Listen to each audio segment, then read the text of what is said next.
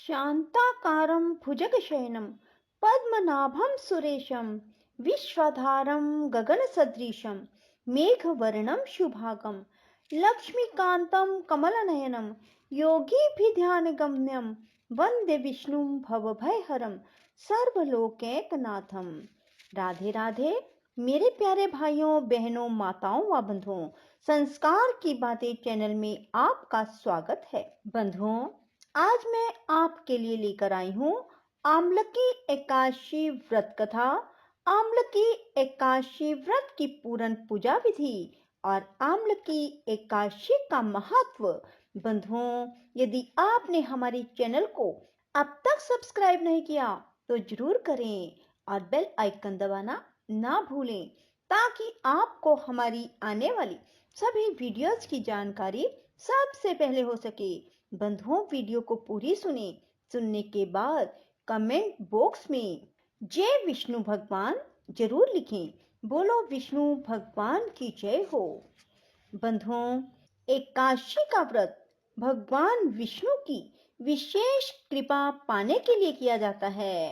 इस लोक में धन धान्य, पुत्र पौत्र आदि, मान सम्मान और अंत में मोक्ष की प्राप्ति भगवान विष्णु के द्वारा ही करवाई जाती है। बंधुओं, जो मनुष्य भी इस लोक में धन धान्य, पुत्र पौत्र आदि, मान सम्मान और अंत में मोक्ष की प्राप्ति चाहते हैं तो यह एकादशी व्रत सुगम और शीघ्र फलदायी माध्यम है। बंधुओं, एकादशी का व्रत जगत संचालक भगवान विष्णु के निमित्त रखा जाता है। इस व्रत में विष्णु भगवान का पूजन किया जाता है और द्वादशी को उनके निमित्त ही सीधे के रूप में दान किया जाता है।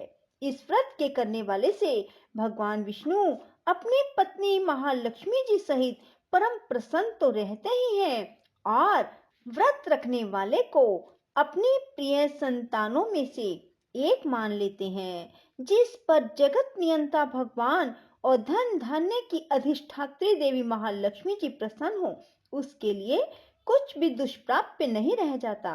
सभी देवी देवताओं और ग्रह नक्षत्रों के स्वामी हैं भगवान विष्णु। यदि आप भी भगवान विष्णु के निमित्त एकादशी का व्रत रखते हैं तो भगवान विष्णु आप पर असीम कृपा बरसाते हैं और जो मनुष्य भी आमलकी एकादशी का व्रत करेंगे वह पूर्ण सुख भोगता हुआ अंत में अक्षय काल तक विष्णु लोक में वास करता है।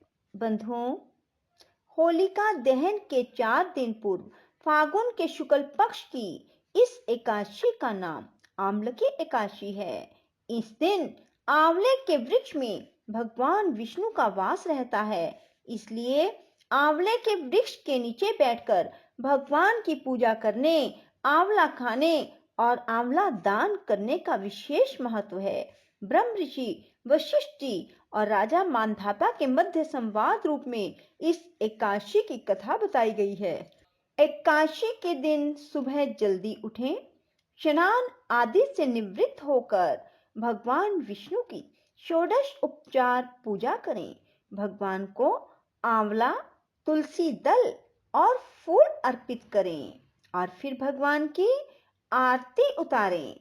उसके बाद भगवान को भोग लगाएं।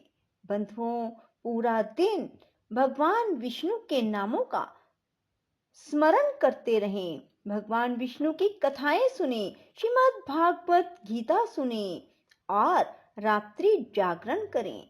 रात को भगवान विष्णु के समक्ष शुद्ध घी का या तिलों के तेल का दीपक लगाएं और सारी रात भजन कीर्तन करते हुए भगवान विष्णु की कथाएं सुनते हुए जागरण करें। बंधुओं, अगले दिन प्रातःकाल स्नान करने के बाद एक ब्राह्मण को भोजन कराएं और फिर दक्षिणा दें। बंधुओं, यदि आप ऐसा करते हैं आपको 1000 गायों के दान के बराबर पुण्य की प्राप्ति होगी। बोलो विष्णु भगवान की जय हो। त्रेता युग में एक दिन महाराज मांधाता ने ब्रह्म ऋषि वशिष्ठ जी से अनुरोध किया, हे मुनिवर, यदि आप मुझसे प्रसन्न हैं तो कृपा पूर्वक मुझे कोई ऐसा व्रत बतलाएं जिसको करने से मेरा सब प्रकार से कल्याण हो।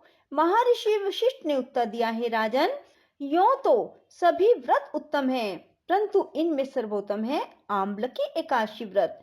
फागुन मास के शुक्ल पक्ष की इस आम्लकी एकादशी का व्रत करने से सभी पाप नष्ट हो जाते हैं। इस व्रत को करने से 1000 गायों के दान के बराबर पुण्य प्राप्त होता है। इस बारे में एक कथा है। वैदिक नामक एक नगर में ब्राह्मण, क्षत्रिय, वैश्य और शूद्र चारों वर्णों के परिवार आनंद पूर्वक रहा करते थे। वहां पर सदैव वेद ध्वनि गूंजा करती थी। पापी, दुराचारी, नास्तिक कोई ना था। उस नगर में चैत्ररथ नाम का चंद्रवंशी राजा राज्य करता था।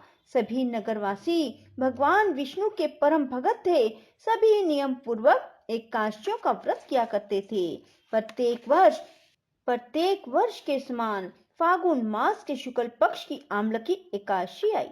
उस दिन राजा, प्रजा, बाल वृद्ध सब ने हर्ष पूर्वक व्रत किया।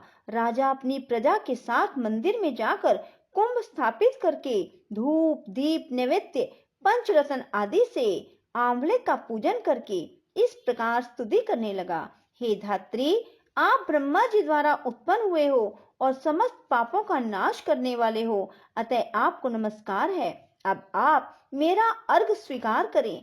आप रामचंद्र जी द्वारा सम्मानित हो। मैं आपसे प्रार्थना करता हूँ, आप मेरे समस्त पापों को समूल नष्ट करें।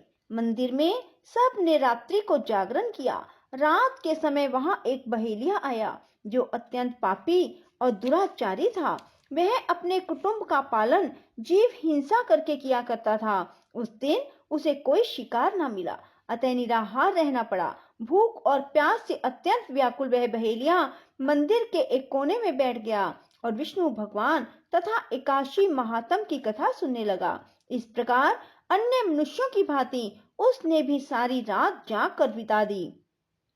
प्रातः काल घर आकर उसने भोजन किया। कुछ समय बाद उस बहेलिये की मृत्यु हो गई। आम्लकी एकादशी का व्रत व जागरण करने के कारण अगले जन्म में उस बहेलिये ने राजा विदुरथ के घर जन्म लिया।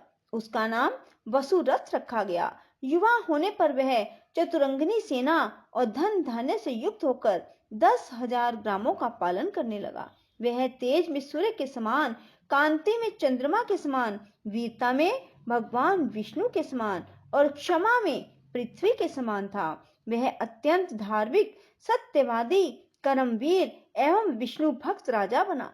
प्रजा का समान भाव से पालन, यज्ञ करना और दान देना उसका नित्य का कर्तव्य था। एक दिन राजा वसुरथ शिकार खेलने के लिए वन में गया। दैव योग से वह मार्ग भूल गया और रात्रि हो जाने पर उसी वन में एक वृक्ष के नीचे सो गया। थोड़ी देर बाद पहाड़ी म्लेच्छ वहां आए और राजा को अकेला देखकर मारो मारो की आवाजें लगाते हुए वसुरथ की ओर दौड़े। वे म्लेच्छ कहने लगे, इसी दुष्ट राजा ने हमारे माता पिता, पुत्र पौत्र आदि अनेक संबंधियों को मारा है और देश से निकाल दिया है, अतएव इसको अवश्य मारना चाहिए। ऐसा कहकर वे म्लेच्छ अस्त्रों का प्रहार करने लगे। अनेक अस्त्र शस्त्र राजा के शरीर पर गिरते ही नष्ट हो जाते और उनका वार पुष्पों के समान प्रतीत होता।